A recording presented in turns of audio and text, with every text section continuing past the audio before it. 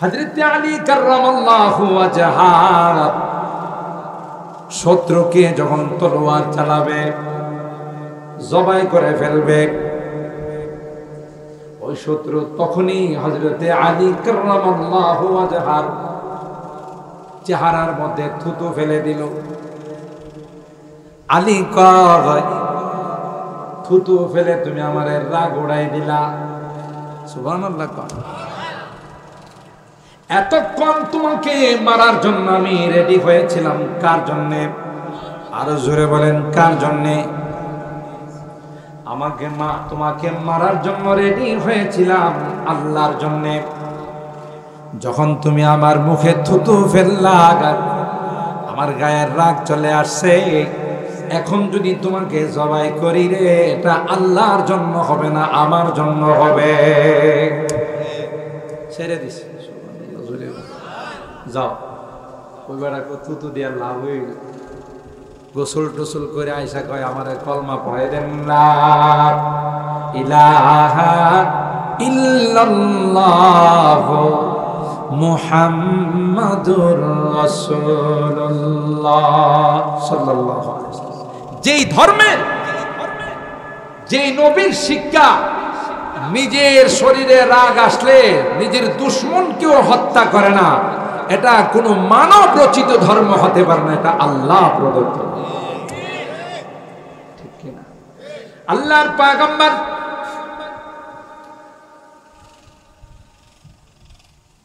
এর চাচা সাইয়্যিদুশ শুহাদা হযরতে হামজা রাদিয়াল্লাহু তাআলা, হযরতে হামজাকে এমন নির্মম ভাবে শহীদ করা হলো, তার কলিজা বের করে চাবানো হলো। নাউজুবিল্লাহ বলেন। হযরতে হামজা রাদিয়াল্লাহু তাআলা বুক ছিঁড়ে কলিজা বের করে হিন্দাকে দেওয়া হলো। আবু সুফিয়ানের স্ত্রী হিন্দা সেটাকে চাবাইলো। আল্লাহর পয়গম্বর চাচারি ক্ষত বিক্ষত লাশ দেখার পর আউট অফ দা কন্ট্রোল হয়ে গেলেন। হায় হায়, আমার চাচাকে এরকম ভাবে নির্মম ভাবে শহীদ করা হলো, এই জন্য সাইয়্যিদুশ শুহাদা বলা হয়। সুতরাং আল্লাহর পয়গম্বর রাগে আয়েশা বললেন, আমার এক চাচার পরিবর্তে একজনকে নয়, দুইজনকে নয়, কাফেরদের ৭০ জনকে হত্যা করে আমি তার বদলা নেব। বুঝেন যে পয়গম্বর রাহমাতুল লিল আলামিন কত কষ্ট দিছে তায়েফবাসীরা, প্রতিশোধ নেয় নাই। মক্কার মানুষ কত কষ্ট দিল, প্রতিশোধ নেয় নাই। কিন্তু চাচার এই অবস্থা দেখে, নির্মম দৃশ্য দেখে নিজেকে কন্ট্রোল করতে পারলেন। ওয়াল্লাহি লা উমাফিলান্না মিনহুম ৭০ রাজুলান, আল্লাহর কসম, আমার এক চাচার পরিবর্তে ৭০ জনকে মেরে আমি তার প্রতিশোধ। আল্লাহু আকবার। আর ভাইরা, পয়গম্বর কসম করতে দেরি হয়, জিবরাইল আমিন এসে আল্লাহর পয়গম্বরকে সালাম দিতে দেরি হয় নাই। আল্লাহ পাক হযরত জিবরাইলকে আয়াত দিয়ে পাঠিয়ে দিলেন, ওয়া ইন আকাবতুম ফাআকিবু বিমিসলি মা উকিবতুম বি ওয়া লা ইন সাবারতুম লাহুয়া খায়রুল লিস-সাবিরিন।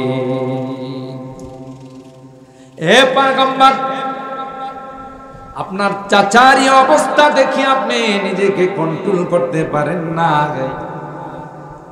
কিন্তু আমার বিধান হলো যদি প্রতিশোধ নিতে হয় তাহলে একজনের পরিবর্তে একজনকে নেওয়া যাবে, সামান্য 1 ইঞ্চি বেশিও নেওয়ার কোনো অনুমতি নাই। আপনি ৭০ জন নেবেন, কোন রুলের ভিত্তিতে, কোন উসুলের ভিত্তিতে? وَإِنْ عَاقَبْتُمْ فَعَاقِبُوا بِمِثْلِ مَا عُوقِبْتُمْ بِهِ। আর পয়গম্বর ওয়ালা ইন সাবারতুম লাহুয়া খায়রুল লিস-সাবিরিন। এ পয়গম্বর, আপনি যদি ধৈর্য ধারণ করেন, আপনি যদি সবর করেন গো, এটাই হবে আপনার জন্য সবচাইতে উত্তম পন্থা। নিয়েন না, প্রতিশোধ নিয়েন না। যে বেড়া হত্যা করছে দেখবেন একদিন আপনার পায়ে পড়ে যাবে। আল্লাহু আকবার বলেন। হযরত ওয়াহশী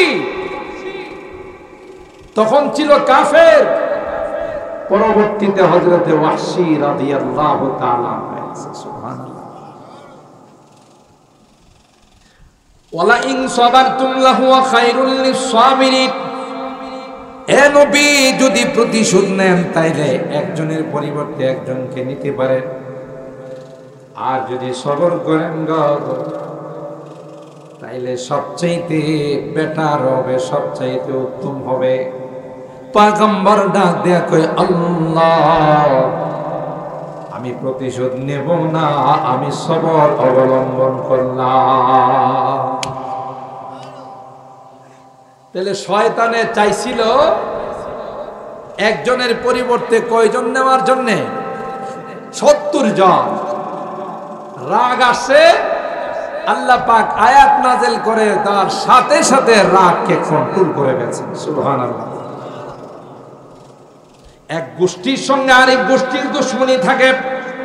বহু এলাকায় এরকম আছে, গোষ্ঠীকে যদি কেউ আক্রমণ করে তার সঙ্গে সহযোগিতা করার জন্য ওই গোষ্ঠী যায়। কথা বলেন ঠিক কিনা? আইয়ামে জাহিলিয়তের যুগে আউস আর খাজরাজ, কুরআনুল কারীমের 4 নম্বর পারা 2 নম্বর পৃষ্ঠা আল্লাহ ডাক দিয়া কয়, ইন কুনতুম আ'দা ফা আল্লাফা বাইনা কুলুবিকুম فأصبحتم بنعمته إخوانا। তোমাদের মধ্যে চির শত্রুতা ছিল, চির দুশমনী ছিল, ইসলামের বরকতে আমি আল্লাহ তোমাদেরকে ভাই ভাই বানাই দিলাম। একজনে মারা গেলে পরবর্তী যারা আছে তাদেরকে ওসিয়ত করে যাইত, আমি প্রতিশোধ নিতে পারি নাই, তোমরা নিও। নাউজুবিল্লাহ করবেন না। আমার বংশের সন্তান হয়ে থাকলে, আমার সত্যিকার অর্থে যদি তোমরা আমার আওলাদ হয়ে থাকো, তাহলে প্রতিশোধ নিতে হবে। এমন চির শত্রুতা ছিল তাদের। وكنتم على شفا حفرة من النار فأنقذكم منها। আল্লাহ ডাক দিয়া কয়, তোমাদের এই শত্রুতার কারণে তোমরা জাহান্নামের কিনারায় দাঁড়িয়েছিলে, আমি আল্লাহ তোমাদেরকে ইসলামের দৌলত দিয়ে দিলাম। ওই ইসলামের কারণে বৈরিতা আর শত্রুতা মুছে গিয়ে একজন আরেকজনের জন্য ভাই ভাই হয়ে গেল। সুবহানাল্লাহ। সিলমান কাতাকা ওয়াফু আম্মান যালামাকা ওয়া আহসিন ইলা মান আসাআ ইলাই। পয়গম্বর বলেন, যে তোমার সঙ্গে সম্পর্ক ছিন্ন করবে তুমি তার সঙ্গে সম্পর্ক অটুট রাখো। তোমাকে যদি জুলুম করে রে, তুমি তার জুলুমের বদলা জুলুম দিয়া দিও না। তোমার উপর যদি অন্যায় করে তুমি ইহসান করে তার বদলা দিও। সুবহানাল্লাহ।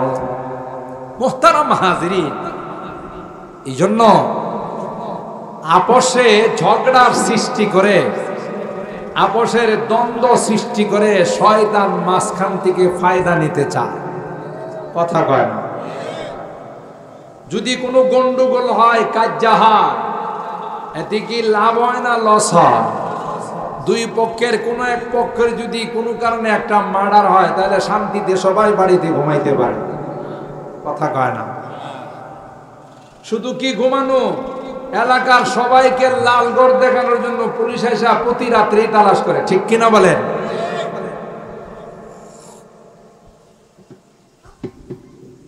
যখন পুলিশে দৌড়ায় ঠিক মতো খাইতে পারে না, ঠিক মতো ঘুমাইতে পারে না, বন্ধে ঘুমায়, তখন কয় রে কামটা করলাম কি, কথা কয় না। এই হলো ইবলিসের কাজ, লাগাই দিয়া তালি বাজায়, কথা কয় না। এরকমের ইবলিসের কিছু খলিফা আমাদের এলাকায় আছে না নাই? দুই পক্ষরে লাগাই দিলে হেগো মাপবুরি করতে সুবিধা হয়, ঠিক কিনা বলেন? আর মাপবুরি করলেই তো বান্ডিল পায়। বান্ডিল বুঝেননি? সুরমা কালারের বান্ডিল, সবুজ কালারের বান্ডিল পায়, লাভ হইতো। এডিও ইবলিসের খলিফা, কথা কোন ঠিক কিনা? যারা শুধু লাগাইতেই পছন্দ করে, মিট করতে পছন্দ করে না, ঠিক কিনা বলেন? বরং উল্টা আরো কি কয়, কিরে হাতে ছুরি বেড়ে আসিলে, কয় না কয় না? ওই রকম কথা যারা বলে আর কোনো দলিলের দরকার নাই, কয়েন যে মৌলানা আব্দুল বাতেন সাহেব কয়ে গেছে আপনি বলে শয়তানের বড় ভাই, কথা বলেন ঠিক কিনা? এগুলো হলো শয়তানের বড় ভাই। দুইটা পক্ষকে মিট করতে চায় না, লাগাই রাখে দরবারের পর দরবার, সালিশের পর সালিশ। যত সালিশ হয় ততই তো হের পকেট গরম। সাবধান, নিজের কামানো পয়সা কি জন্য এই সমস্ত ঘুষখোরদেরকে দিবেন, কথা বলেন ঠিক কিনা? সুযোগই দিবেন না। বলে কোরআনের তাফসীর করে গেছে, কোরআনের কথা বলে গেছে যে এই সমস্ত রাগান্বিত হয়ে কার উপর আক্রমণ করা, এটা কার কাজ? শয়তানে মুস্কি আসে আর কয় হুজুর যতই ওয়াজ করবেন দল কিন্তু আমারটাই বড়, কথা কয় না? দল আমারটাই বড়। গোটা বিশ্বের মধ্যে মুসলমানের সংখ্যা বেশি না অমুসলিমের সংখ্যা বেশি, তাহলে ইবলিসের দলটাই বড়, ঠিক কিনা বলে? ইবলিসে তাদেরকে ধোঁকা দেয় আর কয় মৌলভীরা যতই বলো ময়রা গেলা তো শেষ হয়ে গেলা, কিসের কি মরার পর আবার জিন্দা, নাউজুবিল্লাহ। ওয়াল বাসি বাদাল মাউত, আমরা মৃত্যুর পর পুনরুত্থানকে বিশ্বাস করি। আর ইবলিস যারা ইবলিসের পরামর্শ মতো চলে তাদেরকে বলে না না, মৃত্যুর পর আর কোনো জগৎ নাই, নাউজুবিল্লাহ। অথচ আল্লাহ বলে দুনিয়ার মধ্যে দুইটা দল হবে, একটা আল্লাহর দল হবে আর একটা শয়তানের দল হবে, কথা বলেন ঠিক কিনা? আল্লাহ ডাক দেয়া কয় শয়তানের যারা অনুসরণ করবে তাদের আমলনামা আসবে বাম হাতে, জোরে বলুন কোন হাতে? আর যারা আল্লাহর দলের হবে তাদের আমলনামা আসবে ডান হাতে। কোন হাতে বলেন? ডান হাতে। যারা আল্লাহর অনুসরণ করবে তাদের আমলনামা আসবে ডান হাতে। আর যারা শয়তানের দলের হবে তাদের আমলনামা আসবে বাম হাতে, কথা বলুন ঠিক কিনা? فأما من أوتي كتابه بيمينه فيقول هاؤم اقرءوا كتابيه إني ظننت أني ملاق حسابيه فهو في عيشة راضية في جنة عالية قطوفها دانية। আল্লাহ ডাক দিয়া কয় যারা এই গরমের মধ্যে বৃষ্টি বাদলের মৌসুমে মন চায় বাড়িতে গিয়ে বিশ্রাম নিবে, কিন্তু না না, এরা চলে আসে কোরআনের মাহফিলে, ওই তালেব হোসেন হাজির বাড়ির যুবকদের মাহফিলে। এখানে গেলে কিছু পরকালের কথা শোনা যাবে না, ঘুমায়া মাহফিলে বসে রয়েছে। যেই সিজনে বৃষ্টি হয়, বৃষ্টির তোয়াক্কা না করে যে আল্লাহর নাম নিয়ে আল্লাহর কালামের কথা শুনবো, বসে আছো, জেনে রাখো আমি আল্লাহ তোমার উপর রাজি হয়ে গেল।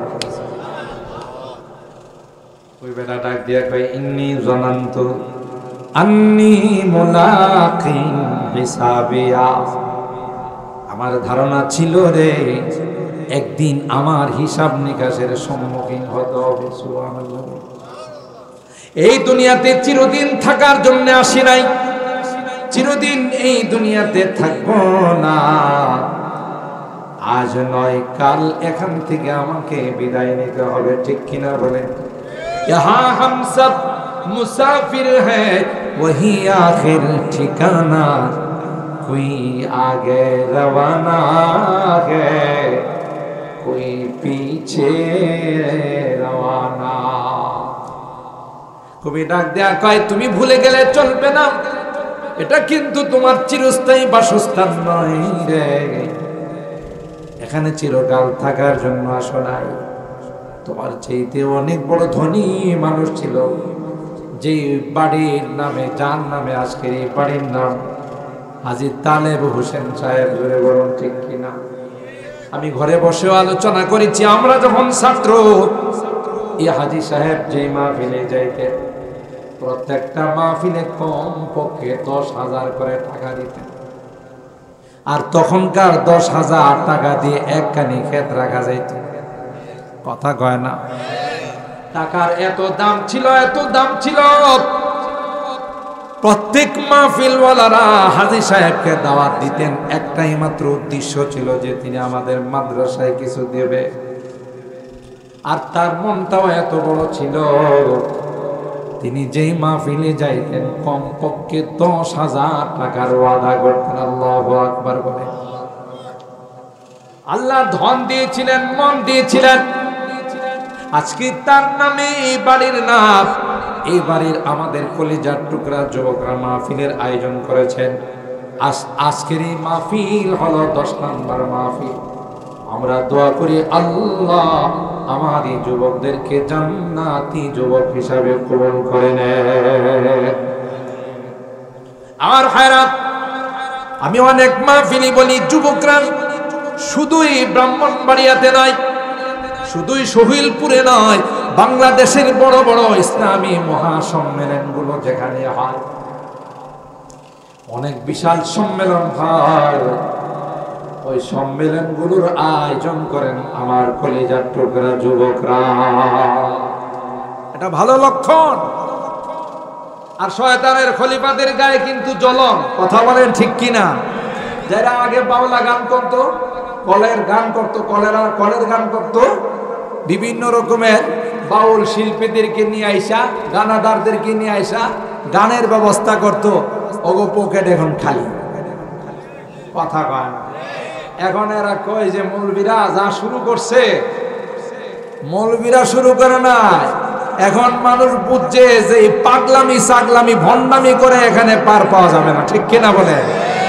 ভণ্ডামির দিন শেষ।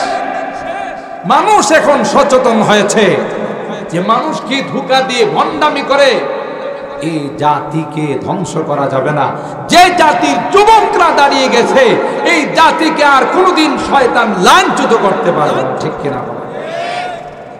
কারণ যুবকরা এখন একত্রিত হয়ে বিভিন্নভাবে মাহফিলের আয়োজন করে, যুবকরা একত্রিত হয়ে দোয়ার অনুষ্ঠান করে, যুবকরা একত্রিত হয়ে ঈদগাহ মাঠের ব্যবস্থা করে, যুবকরা একত্রিত হয়ে কবরস্থানের ব্যবস্থা করে, যুবকরা একত্রিত হয়ে মসজিদ বানায়, কথা বলেন ঠিক কিনা? এটা একটা ভালো লক্ষণ। আর ভাইরা, ওই ব্যক্তি বলবে আল্লাহ গরমের মধ্যে শীত ছিল না, কঠিন গরমের মধ্যে তালেব হোসেন হাজীর বাড়ির যুবকদের মাহফিলে আমি গিয়েছিলাম।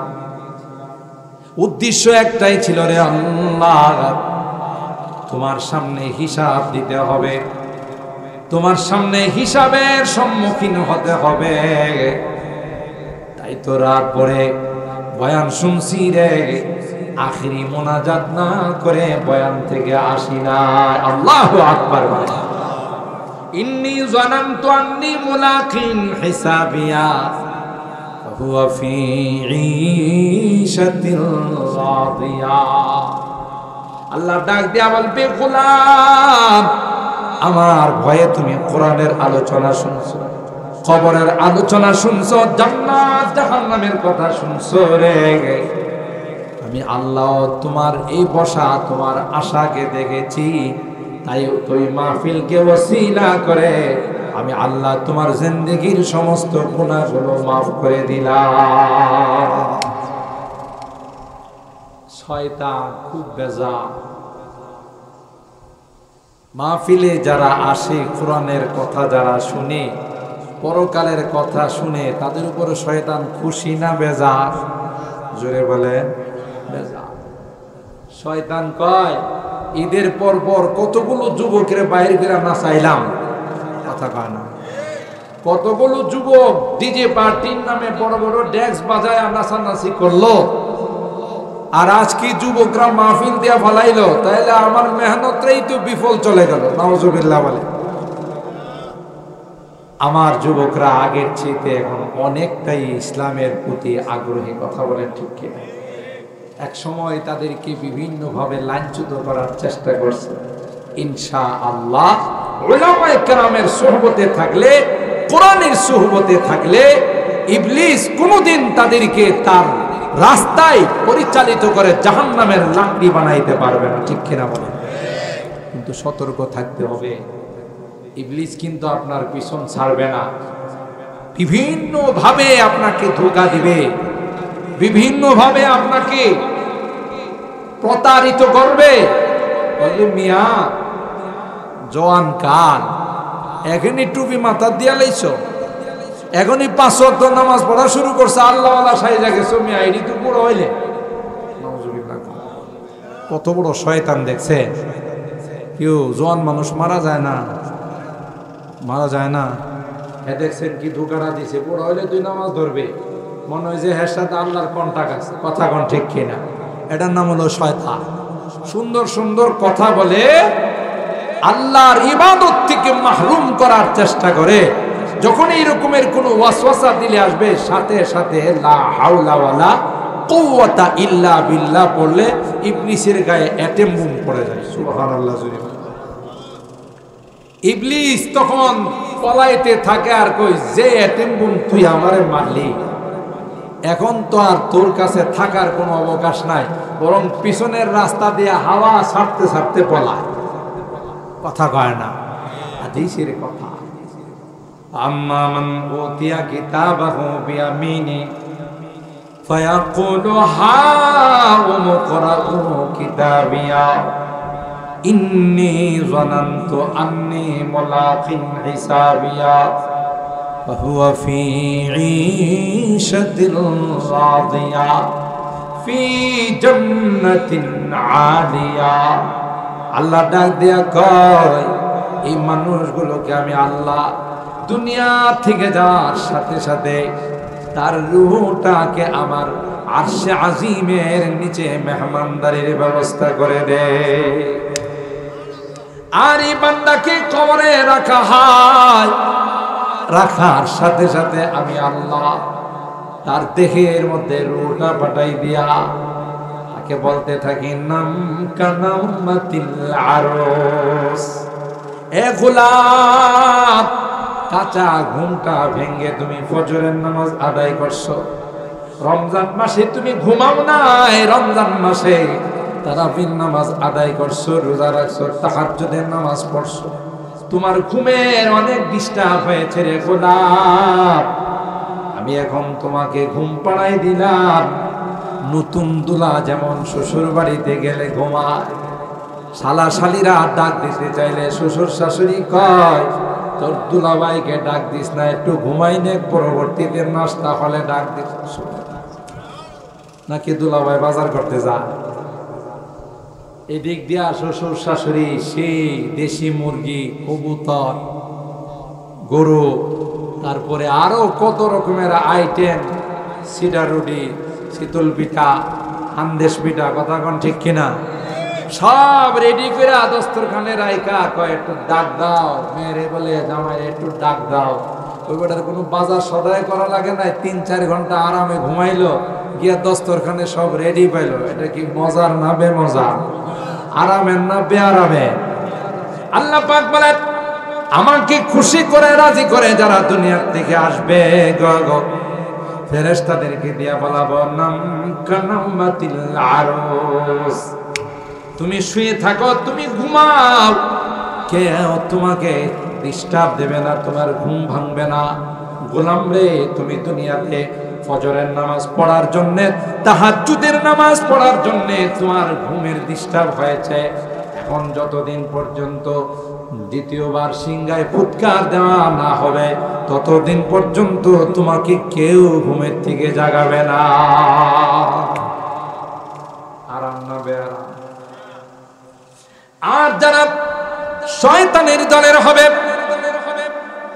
যাদের আমলনামা বাম হাতে আসবে, আল্লাহ ডাক দিয়া কয় ও আম্মা মান উতিয়া কিতাবাহু বিশিমালি, যার আমলনামা বাম হাতে আসবে শয়তানের পরামর্শ মতো চলছে। জুড়ে বলুন ঠিক কিনা? শয়তান এসে বউরে পরামর্শ দিছে তোর স্বামীর থেকে আরো সুন্দর সুন্দর স্বামী আছে, কথা কয় না। তোর স্বামী বিদেশ থাকে, তোমার জন্য কসমেটিক্স পাঠায়, টাকা পাঠায়, তুমি আরামে এগুলো ব্যবহার করবা। আরেকজনের সাথে যদি সম্পর্ক হয় ওই বেড়া বিদেশ থেকে জানবে না, কথা বলুন ঠিক কিনা? এর চেয়ে নিমক হারাম আর গাদ্দার দুনিয়ার জমিনে দ্বিতীয় কেউ হতে পারে? কথা বলেন। আল্লাহর হাবিব বলেন আল মারআতু ইযা সাল্লাত খামসাহা ওয়া সামাত শাহরাহা ওয়া আহসানাত ফারজাহা ওয়া আতাআত বালাহা ফালতাদখুল মিন আই আবওয়াবিল জান্নাতি শাআত। আল্লাহু আকবার বলেন। আল্লাহর হাবিব বলেন যেই নারী 5 ওয়াক্ত নামাজ ঠিকমতো পড়লো, রমজান মাসের রোজা রাখলো, আর নিজের লজ্জাস্থানকে হেফাজত করলো, নিজের সতীত্বকে বজায় রাখলো, স্বামীর আনুগত্য স্বীকার করলো, স্বামীর মুখে মুখে কথা কয় নাই, স্বামীর নাফরমানি করে না গাই, স্বামীর খায়া নিমক হারামি করে নাই, আল্লাহর পয়গম্বর ডাক দেয়া কয়ে নারীরা তোমার মরতে দেরি হবে, ইন্তেকাল করতে দেরি হবে, জান্নাতের সমস্ত গেটগুলো দিয়ে তোমাকে আহ্বান করা হবে, সব গেট দিয়ে তাকে ডাকবে আসেন, আপনার জন্য আমরা লালায়িত। আপনি বড় নেককার নারী, আপনি বড় দিনদার নারী, আপনি কোনদিন স্বামীকে অসন্তুষ্ট করেন নাই, আপনি কোনদিন নামাজ ছাড়া থাকেন নাই, রমজান মাসে রোজা রাখছে, পর্দা পশিদা বজায় রাখছে, আপনার মতো নারীর জন্যই তো আল্লাহ এই জান্নাত বানাইছে।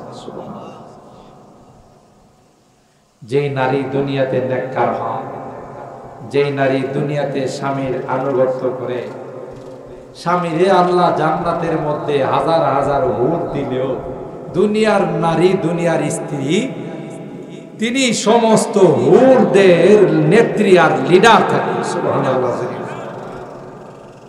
কারণ এই ওয়াজ করলে অনেক সময় অনেক মহিলারা বলে যেভাবে জান্নাতি সুন্দরী নারীদের কথা কন, আমাদের কথা তো মনে থাকবো না, কথা কন না। এরা সুন্দরী নারী, আল্লাহ কোরআনে এদের যে প্রশংসা করছে, চোখগুলো বড় বড় হবে, চুল বেশি হবে, আর শরীরের পায়ের গোড়ালির হাড্ডির মধ্যে যে মগজ থাকবে এটা অনেক দূরের থেকে দেখা যাবে। সুবহানাল্লাহ। একবার যদি সমুদ্রের মধ্যে থুতু ফেলে গোটা সমুদ্রের পানিটা মেশকে আম্বরের মতো হয়ে যাবে। একটা বার যদি কনিষ্ঠ আঙ্গুল, কাল্লা আঙ্গুল, এটার নখটা যদি দুনিয়ার মধ্যে প্রকাশ করে গো, গোটা দুনিয়া সূর্যটা মলিন হয়ে যাবে। সুবহানাল্লাহ।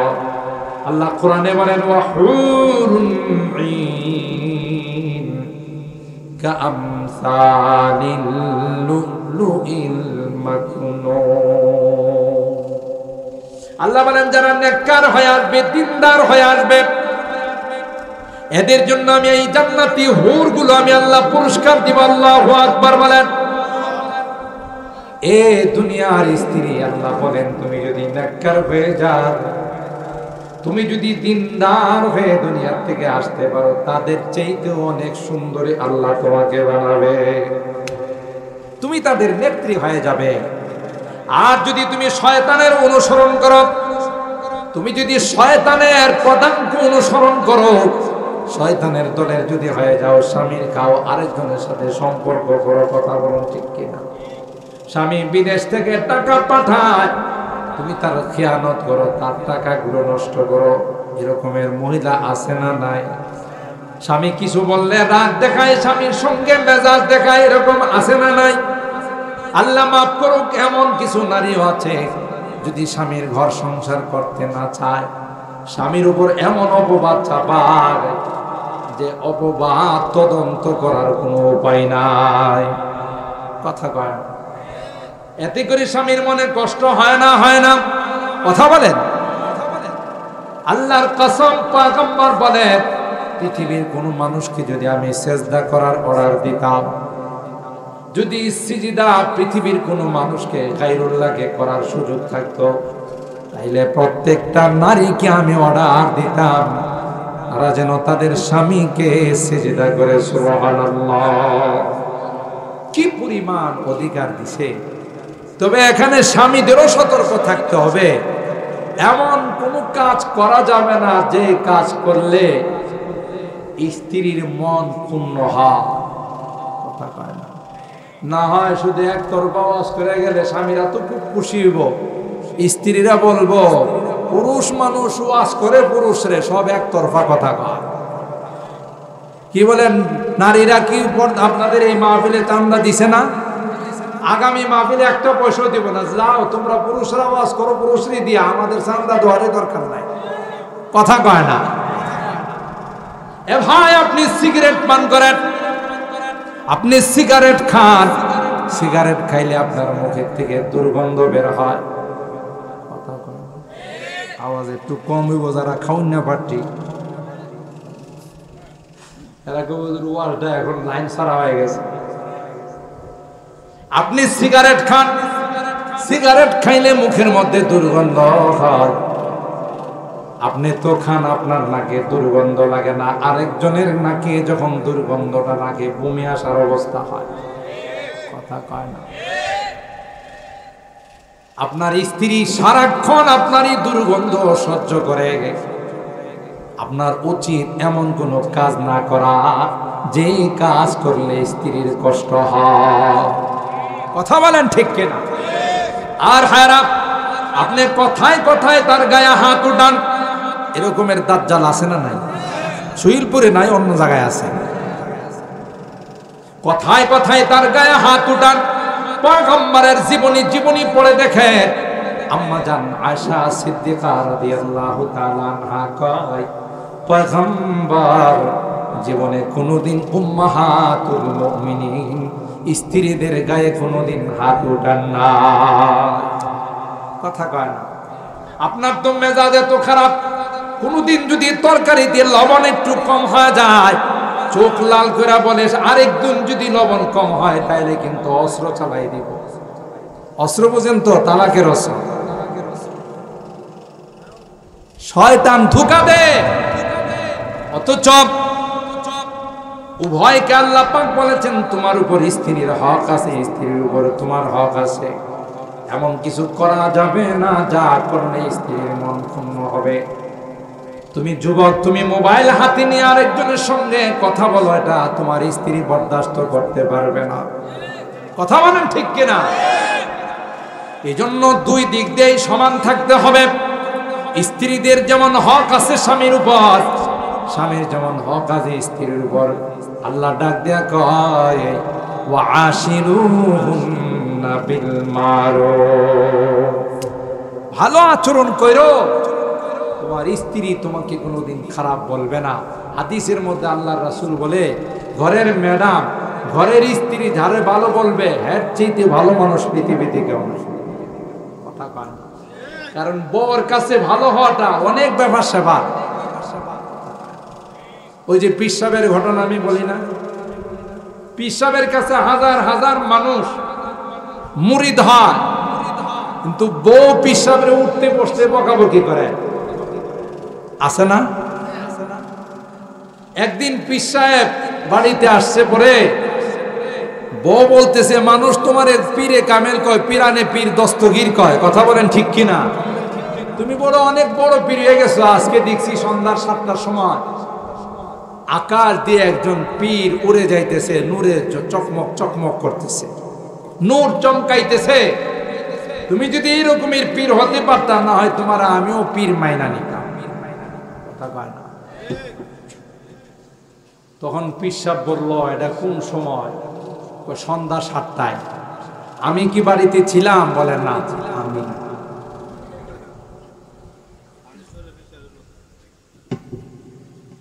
এখন বউ কি কই জানে? বউ কই, এই জন্যই তো আমি খেয়াল করছি একটা সাইড বাঁকা হয়ে গেছে। একটু আগে কি কইছে, এরকম হইলে তোমার কাছে না হয় আমি মরি দিয়ে যাইতাম। এখন কইছে দলিল দিয়া যখন বুঝাই দিয়েছে 7টার সময় আমি বাড়িতে আসিলাম, বলেন আমি এরা কয়ের লেগে তো একটা সাইড বাঁকা হয়ে গেছে। মানছে একজন অনেক দূরের থেকে পিসাবের কাছে মরি দেওয়ার জন্য গেছে। ওনার কেরামতি, ওনার বুজুর্গি শোনার পর জিজ্ঞাসা করতে করতে, তখন তো এরকমের যানবাহন ছিল না, জিজ্ঞাসা করতে করতে ওনার বাড়িতে গিয়া জিজ্ঞাসা করছে, পিসা হুজুর বাড়িতে আছেন? পিসা হুজুর, এমনি ম্যাডামের মাইক চালু হয়ে গেছে, বুঝেন নাই? ম্যাডাম কয়ে, মিয়া কোত্থেকে কিসের পীর? আস্তে একটা শয়তান, তোমারে কেডা কইছে পীর? যাও। ম্যাডামের এই ওয়াজ শুই না, ওই বেড়া আস্তে করে বাড়ির থেকে বাইরে হয়ে যাইবার লাগছে। কই আইলাম? বেড়ার বউ কয়ে, বলে একটা শয়তান আমারে মানুষ বোধ ভুল মেসেজ দিছে। যাইতেছে গা একজন গ্রামের মানুষ, কয় ভাই আপনার একটু অপরিচিত লাগে, ঠিক না? এই যদি উত্তর শহীদপুর এই এলাকাতে যদি কোনো একজন অপরিচিত মানুষ ঢুকে, আপনারা চিনবেন না? একজন গ্রামের লোক বলতেছে, আপনাকে একটু অপরিচিত লাগে, আপনি কোন জায়গা থেকে আসছেন? ভাই আমি অনেক দূরের থেকে আসছিলাম। কার কাছে আসছিলেন? ওই যে অমুক পিসাব। বলে জানগা কাকা, উনি বাড়িতে নাই। তো যাইতেছেন কা, একটু বসেন, উনি আসবে। উনি তো জঙ্গলে লাকড়ি টুকাইতে গেছে। সুবহানাল্লাহ। লাকড়ি টুকানো শেষ হলে, লাকড়ি কাটা শেষ হলে উনি আসবেন, একটু অপেক্ষা করেন। না রে ভাই, যে ওয়াজ শুনেছি ওনার বাড়ির থেকে আসবে। বাড়ির থেকে ওয়াজ করছে কে? ওনার ম্যাডামে। কথা কয় না। মানে ম্যাডামের জুবানটা এত তেজ, কোথাও ঠুট কাঁপে না। আছে না এরকমের দারগা? অনেকের বাড়িতে কিন্তু এরকমের দারগা আছে। কোনো কারণে যদি কোনো একটা মেহমান ঢুকে, তোমার মেহমানটা তুমি পাক করে খাওয়াই, আমি পারবো না। কথা কয় না। কয় আরে ওনার বউ কি কইছে না না কইছে, আপনি বসেন তো। উনি অনেক বড় আল্লাহওয়ালা মানুষ। সুবহানাল্লাহ। তো ওনার যদি আল্লাহওয়ালা হয়, ওনার বউ এরকমের হাদিস পড়ে গেলেন। কথা কয় না। কয় এটা কি জন্য পড়ে তো জানি না, কিন্তু উনি বড় আল্লাহওয়ালা। যাই হোক, মানুষের কথা শুনে চিন্তা করলে, এত দূরের থেকে আইলাম, একটু বৈশা দেখা যায়, ওনার সাথে দেখাটাই করে যায়। ইয়া আল্লাহ, কিছুক্ষণ পর দেখে ওই পীর সাহেব ওই জঙ্গল থেকে লাকড়ি কাইটা, লাকড়ি নিয়ে যা আসতেছে সিংহের পীরের মধ্যে বসা। সুবহানাল্লাহ। কালকে কয়েন সিংহের উপরে মানুষ উঠে না, সিংহে মানুষের উপর উঠে। সিংহ দেখলে, বাঘ দেখলে তো খায়া ফেলা। আর এই সিংহরে যে বেত দিয়া দিয়া নিয়ে আসতেছে, বেত রইল বড় অজাক গুড়া সাপ। সুবহানাল্লাহ কবেন না। এলাকার লোকজন বলতেছে যে পিসা বুজুর আসতেছে। পিসা বুজুরের এই দৃশ্য দেখে ওর তো মাথায় নষ্ট। কিরে, হে গরুর গাড়ি বানাইছে সিংহ দিয়া, বাঘ দিয়া, আবার এটার উপর ওইটা যে এটারে বেত দিয়া যে বাইরে, এটা হলো সাপ। সুবহানাল্লাহ। অবাক। আল্লামা শেখ সাদি বলেন, হারকে তরসদ আজ হক তাকওয়া গাজিদ, তরসদ আজওয়াই জিন্ন ইনস হারকে দি। তুমি যদি আল্লাহকে ভয় করো, তোমার ভিতরে যদি আল্লাহর ভয় থাকে, আল্লাহর কসম রে, গোটা পৃথিবীর সব কিছু তোমাকে ভয় করবে। তার প্রমাণ হলে এবার কারে ডরা? উনি কাকে ভয় করে? এই জন্য জঙ্গলের সিংহরে ডাক দিছে, এই আজাইরা খাসি দিগা। ডাক দিতে দিরে সিংহ আয়সা লেজ লড়াইয়া ওনারা সমর্থন দিতে দিরে। সিংহেরে বসায়া পয়সা থাকিস, নড়াচড়া করিস না। সব লাকড়ি আর পিঠি দিয়া ভালো করে রশি দিয়া বাঁধছে। পরে সিংহের নিয়ে আইতেছেন, সিংহের বাড়ি দেওয়ার জন্য আরেকটা ডাক দিছে, সামনে ডাক দিছে, এই কি করো, তুই মানুষের ছাগল খাস, এদিকে অজাক ঘুরে ডাক দিছে, অজাক ঘুরে হাত দিলে পিঠা। অজাক ঘুরের মতো কামড় দেওয়ার শক্তি নাই, নিষেধ করছে কে? এই দৃশ্য দেখে বেচারা কাঁপন শুরু করছে। কি ব্যাপার, আপনার তো চিনা চিনা লাগে, কোথেকে আসছে? হুজুর আপনার কাছেই তো আসছে। হুজুর এডি কি? এডি আমার আল্লাহ এগুলো তাবে বানাই দিছে, সব আমার তাবে, আমার কথা শুনে। আপনি এত বড় একজন আল্লাহর ওলি, তো ঘরে দিয়ে একটা দাজ্জাল, ঘরে দাজ্জাল কেমনে বুঝলা তুমি? কয়েকজন আপনার না পায় ঘরে গেছি পরে যে হাদিস আমার শোনাইছে, যে কথা আপনার সম্পর্কে বলছে, এটাতে ঘরে রাখছেন কি লাগে? এটাতে 3টা দিয়া বিদায় করা যায় না? কথা পায় না। তো এই কথা বলার পর পিসা মুসকে হাসি দিয়া কয়, আরে বাবা, তুমি যে বলতেছো 3টা দিয়ে বিদায় করলে জ্বালাইতেছে, তো আমারও জ্বালাইতেছে, কি আরেকবার জ্বালাইবো না? এর কি শান্তিতে রাখবো? কথা কয় না। আমারে যা জ্বালাইতেছে এর সাথে বেশি আরেকবার জ্বালাইবো, তো আমার জ্বালাটা আরেকবার দিয়া লাভ কি? সহ্য করি তো আমি করি। আর আমার স্ত্রীর এই সকল কথাবার্তা বরদাস্ত করি বলে আল্লাহ আজকে সিংহরে আমার তাবে বানাই দিছে। সুবহানাল্লাহ বলে। মুহতারাম হাজিরিন, ধৈর্য অনেক বড় জিনিস। কিছু হলে গায়ে হাত উঠায় না। আমার নবী কোনোদিন গায়ে হাত উঠান নাই। কোনো আম্মা জানদের মাঝে মধ্যে কিছু হলে এমনি মনে কষ্ট নিয়ে বসেছিলেন, কিন্তু গায়ে হাত উঠেন। কথা কোন ঠিক কিনা? স্ত্রীরা মদিনায় যাওয়ার পর আপনাদের কষ্ট হইতেছে বেশি, কারণ একতরফা আপনারা ওয়াজ করলে তো পরে আর চান্দা দিব না, কথা পায় না। আর এখন চান্দা কিন্তু পুরুষ থেকে মহিলার থেকে বেশি আসে, কারণ বিদেশের টাকাটা আপনার কাছে আয় না, এর কাছে আয়, কথা কয় না। এই জন্য মা বোনদের উদ্দেশ্যে কিছু কথা বলতেছি, তাদের মর্যাদা, তাদের দাম। আম্মা জানরা যখন মদিনায় গেলেন, মদিনার নারীদের লাইফস্টাইল, তাদের চলাফেরাটা একটু ব্যতিক্রম, সবকিছু একটু অন্যরকম, উন্নত মানের। সবাই মিলে আল্লাহর নবীর কাছে দাবি দোয়া জানাইলেন যে আমাদেরকেও তাদের মতো একটু সুযোগ সুবিধা বাড়াই দিত। কোরআনের কথা আমি শুধু ইঙ্গিত দিয়ে যাচ্ছি। আল্লাহর নবী বলে, আমার কাছে কি আছে? আমি তো দুনিয়া চাই নাই। আল্লাহ তো আমারে বলছিল দুনিয়া দেওয়ার জন্য, আমি দুনিয়া নিয়ে কি করব? 2 দিনের মুসাফির। কয় দিনের? নাকি সম্পদ যাইব? সুন্দর করে বিল্ডিংটা বানাইছেন, এটার একটা কোণা তো অবশ্যই কবরে যাইব, যাবে।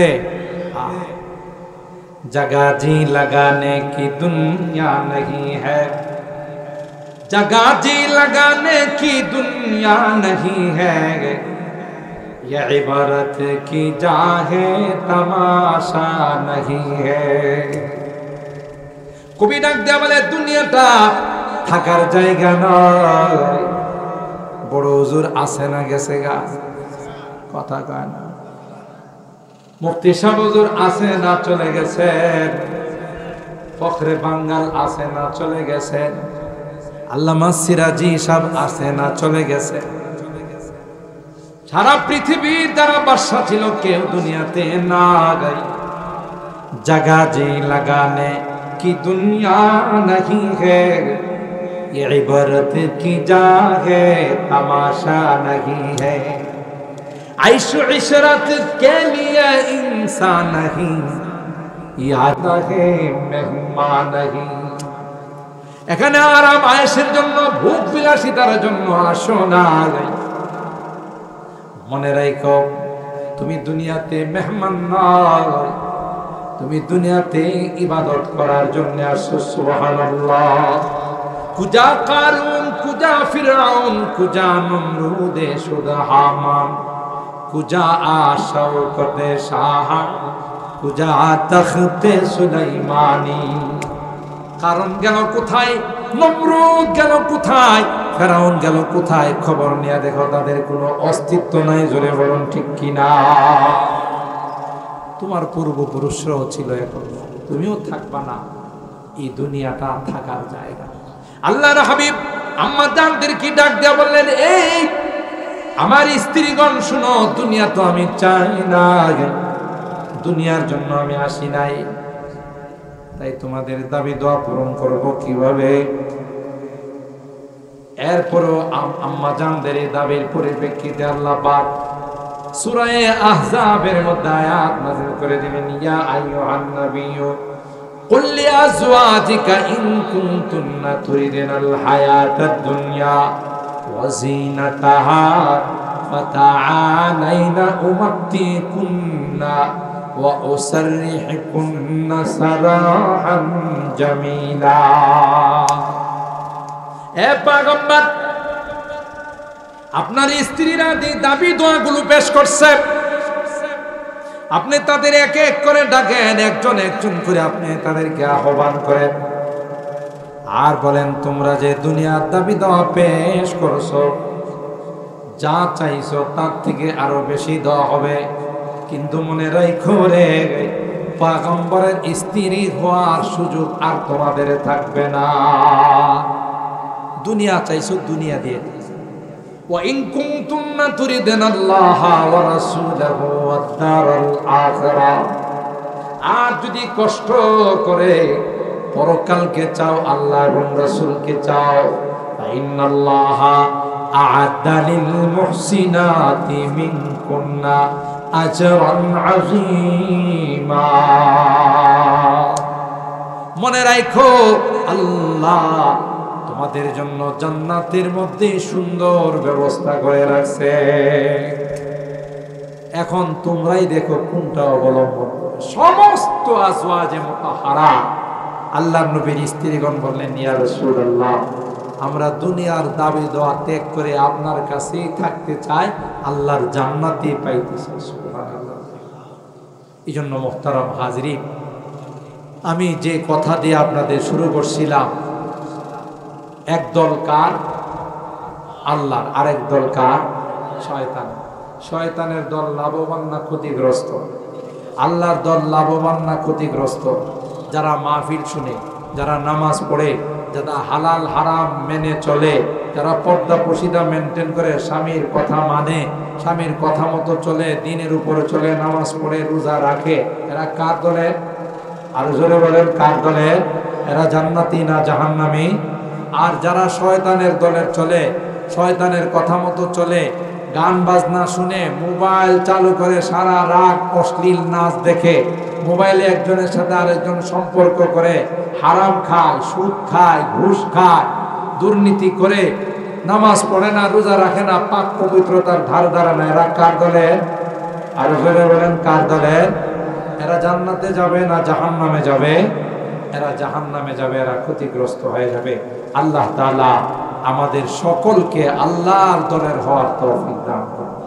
শয়তানের দলের থেকে আল্লাহ তাআলা আমাদেরকে বাঁচার তৌফিক দান করুন। বলুন আমিন, বলুন আমিন।